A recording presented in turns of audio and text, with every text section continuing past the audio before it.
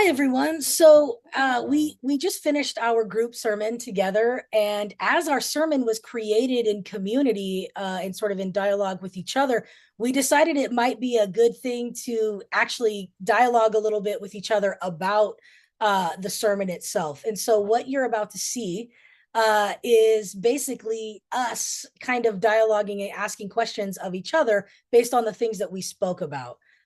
So the way that I'm going to do it is I'm just going to kind of go through the sermons in order, and then we're going to pose questions to the author.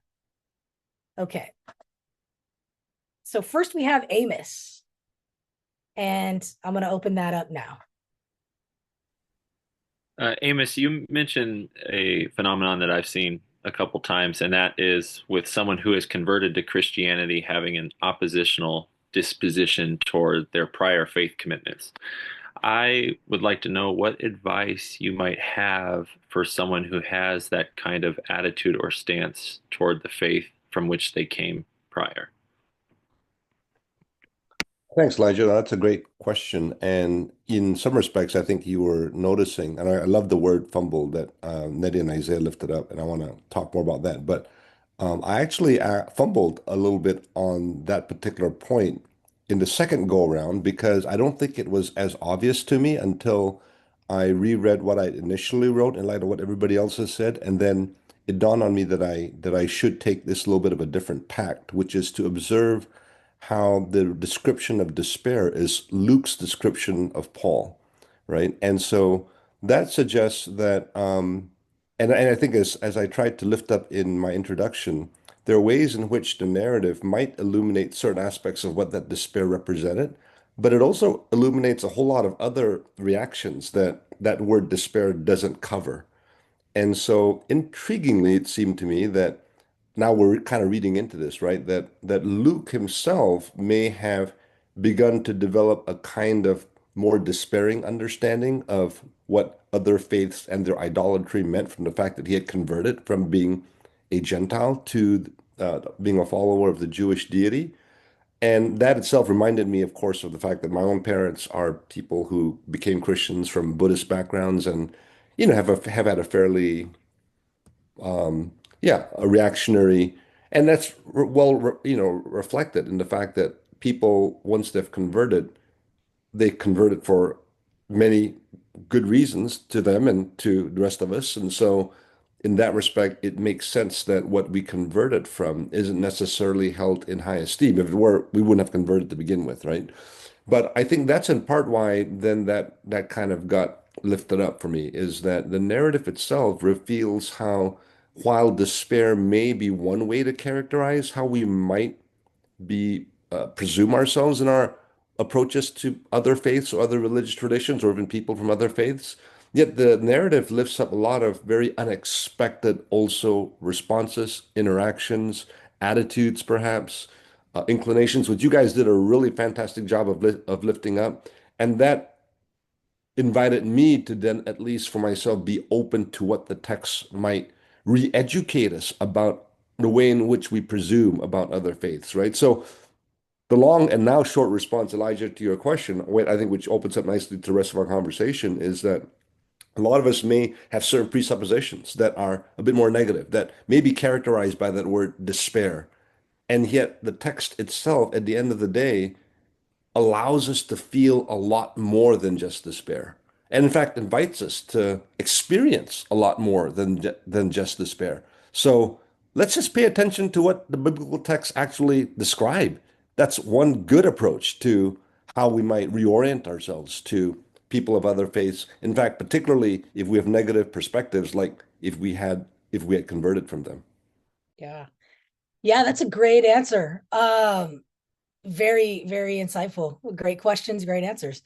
Um, the next we have Jennifer, right, who basically talked to us about the gospel being the good news, you know, in any context, right? Um, so let's open the floor to that sermon.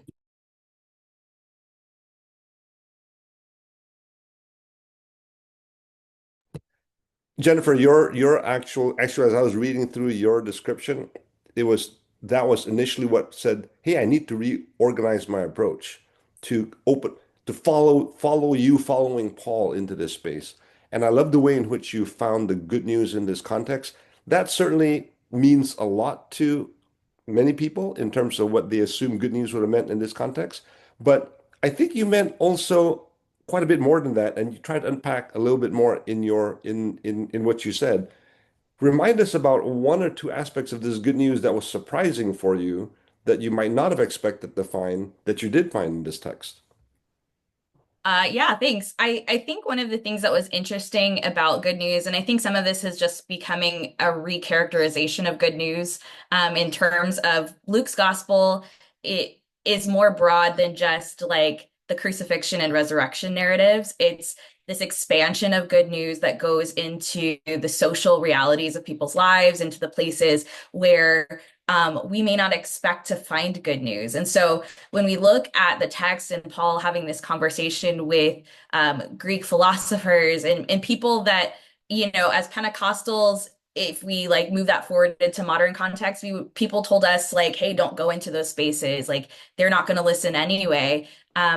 I'm becoming more and more convinced that the good news is still good news, whether we're sure about the conclusions or not. And I think that created invitation. That good news became a place of invitation because it wasn't just like Jesus was resurrected and it was a theological good news, but it was also a social good news because the idols that the Greeks were looking towards were trying to feed some of those social realities. They needed, you know, fertility, they needed money, they needed all these other things. So it created the space of the good news was not just about their theological positioning, but it was also about their social realities too. And the gods that they were seeking were gods that were going to meet them. And Paul was making an argument that was a little bit broader in terms of Luke's kind of holistic approach to the gospel. Yeah, that's a great insight, I think. And it just kind of speaks to the beautiful way that kind of all of us are seeing, you know, are drawn to different aspects of the text. Thank you. Thank you, Jennifer. Great question, great answer. And then so now we have Elijah. I'm going to move forward his topic. Um, I really like that how you talked about how Paul handles distress in this situation. I'm not going to steal a question though, so if anybody else has a question, you could go ahead. But I don't know. I was really sort of drawn to that particular thing. Thank you. And before I answer a question, I will just address what you wrote. I think there's so much harping on we are now Christ, we belong to Christ, so we do not do this. And Rachel, in your section, you did such a great job of looking at the flip side of things and saying, okay, let's just not pay attention for a second of what we're not to do, and let's pay attention to what we get to do. Uh, that's something that is not often preached nowadays. And seeing the positive side of the do's rather than all the don'ts is something that this world really needs, and especially the church could use. So thank you for that.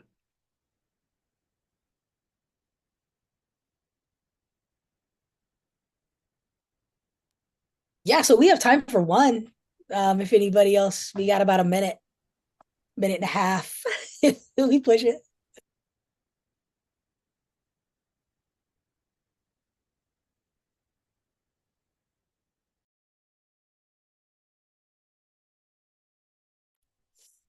Okay. Isaiah. Yeah, listen, I wrote down a few things here. But I won't interject. So I'm gonna let somebody else Well, maybe I'll offer a couple things here, one to Elijah and one to Isaiah, because they kind of fit together with everybody's. But just as you all were speaking, I wrote down a couple thoughts. And with Elijah, I was thinking about sort of the reasonability of saying that we can only know God through the diversity. And this was an idea that came up in multiple sermons. But the notion that it is only by interacting broadly that we get a fuller picture of God rather than rather than continuing within our tradition and thinking that that's the safe space in which we understand God, it's actually expanding outside of that to see things in a broader view. And so I wonder about that for you, Elijah. And then for Isaiah, you had mentioned the word longing, that we have this longing for more. And it brought me to the question of, let's say there is a Pentecostal who's been living within this life their whole life. And yet, from maybe the denomination that I came from, which is Church of God, or maybe from a different one, they still long for more. Where might you say that moreness could be found? And so maybe I'm offering two questions here to two different people. Joel, thank you for that. I didn't expect to go into Trinitarian theology, but I won't, baptize us too deep in that. But God Himself is triune, and He has met humanity in a collaborative way as Father, Son, and Holy Spirit. And if He's met us in such a way, how much more should we be trying to fumble about and meet Him in a collaborative way? So, because we're made in God's image, and God's image is triune, or the image of a triune God, we ought to work as a community or collaboratively to meet God just as He has met us. So, I put it that way.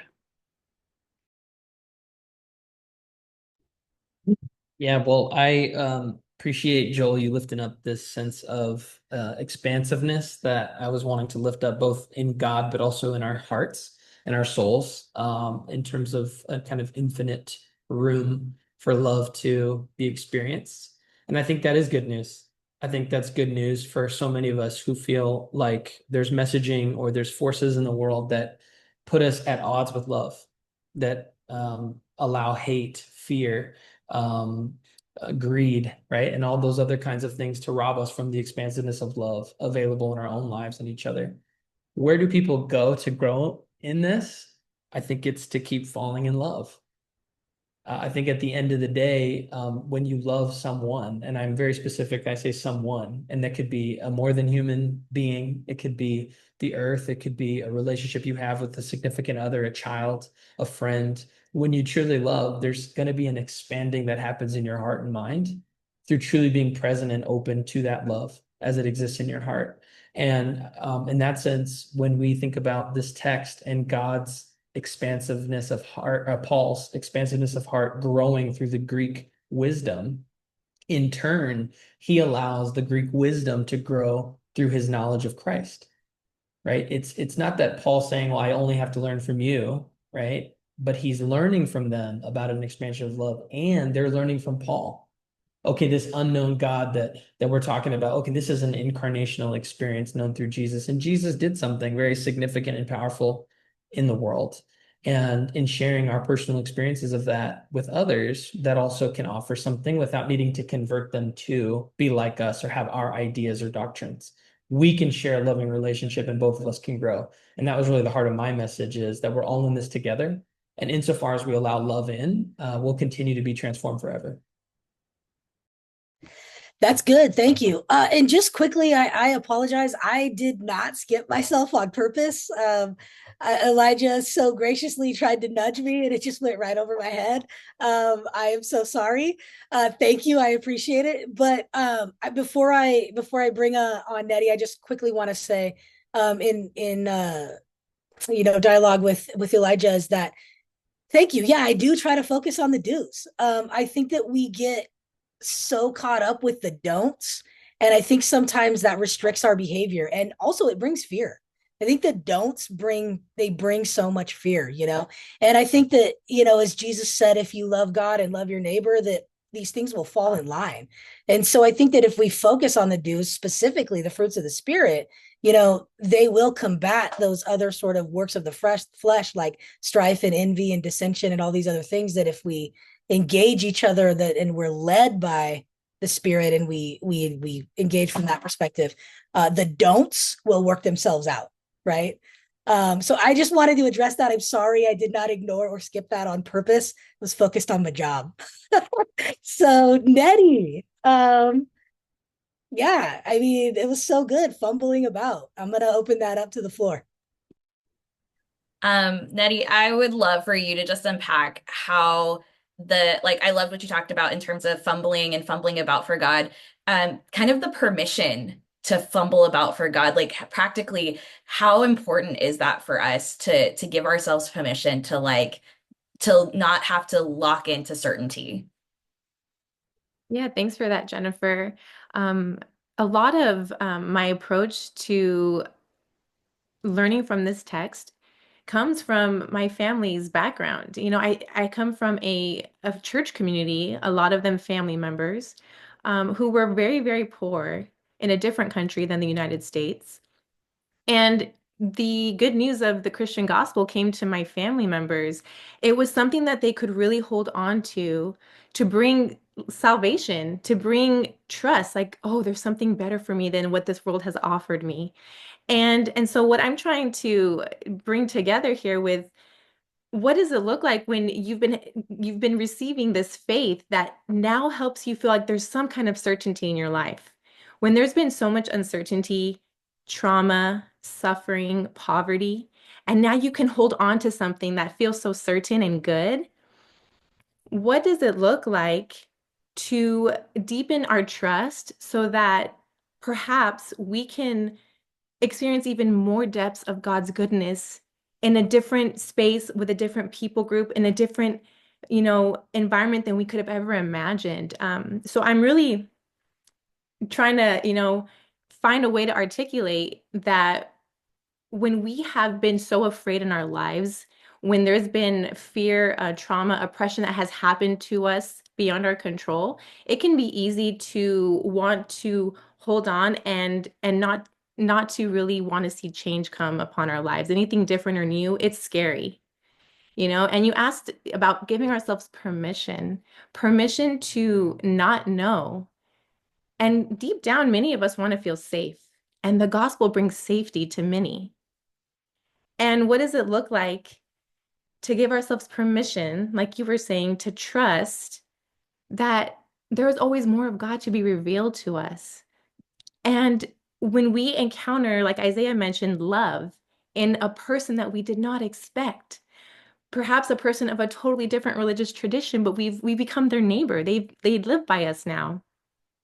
What does it look like to open up? The word open really is an embodied act, to open up and then to experience love and trust that there is going to be this depth of revelation, of compassion, of generosity that God might reveal to us through this loving relationship.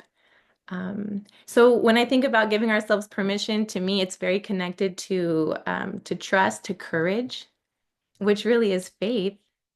And I've heard some say the opposite of faith is not doubt, it's control. And so that's some of the background of, where I was approaching this text, and very inspired by Paul's openness to explore, to learn, to dialogue, and to say, whoa, there's this revealing of the divine that I've encountered in this totally unfamiliar setting. So that's some of where my thoughts go with that prompt you offered. Yeah, amen. That's good. Thank you so much for the further insight. Great questions. Okay, Joel, I believe, is our last with the unknown. I mean, there's so much there. So I'm gonna stay away from it because I'll keep you here for another hour. Joel, I appreciate, the preamble set this up as seven Pentecostal preachers, and I appreciate how, I mean, I kind of alluded to that when I started, but I'm glad you kind of brought us back to it. And the preamble also mentioned that a lot of this included a journey that the seven of us had in a Hindu temple and in a Buddhist, site. And as I was listening to what you were saying as a Pentecostal preacher, coming back to a kind of a Pentecostal altar call, I was wondering how that meandering that we all experienced through these two sites might have informed, none of us, I don't think, explicitly referred to either one of those experiences, but I could almost feel how our time together in those spaces were lurking underneath every one of our comments. And I wanted you to sort of address that more specifically for all of us, and maybe there might be others that might also want to kind of flesh this out a little bit. But if we, I could kind of hear that covers because we all had that experience, but I wanted to hear it now more explicitly articulated. Yeah, thanks for the question. And it's something that we all discussed on these trips is growing up, we would have not participated in these site visits. And if we did, it would be recon for evangelism of some sort, perhaps. So it is a lovely thing to participate in these communities. And it does touch, I think you're right, on what I'm sort of fumbling with the unknowing of God.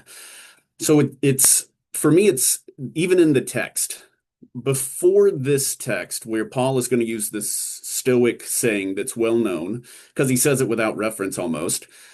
If you would have said, is what the Stoic saying gospel? Well, clearly no. But you know what it is now? It is gospel. This other way of knowing is knowing God. And when we think it is not, then we miss the fullness of God. And so at these Buddhist and Hindu temples, it is both experiencing an unknown to us, being these other traditions perhaps, but also more specifically, it is being invited into the unknown God who is fully present there, not in a different sort of way that we have to compete with or debate with, which has come up in all of this, but it allows us to rest in the space of unknowability. And even just to touch on this, and then I can open it up, of course, to others. But the notion that Isaiah said about love, we say that we fall into love. It's this sort of free fall into an other or into the depth of what is real. And I think if we are willing to take that step of faith to fall into the depth of love, we'll find that it's much more expansive than we could ever know. And I think that's the good news. I think that's the gift.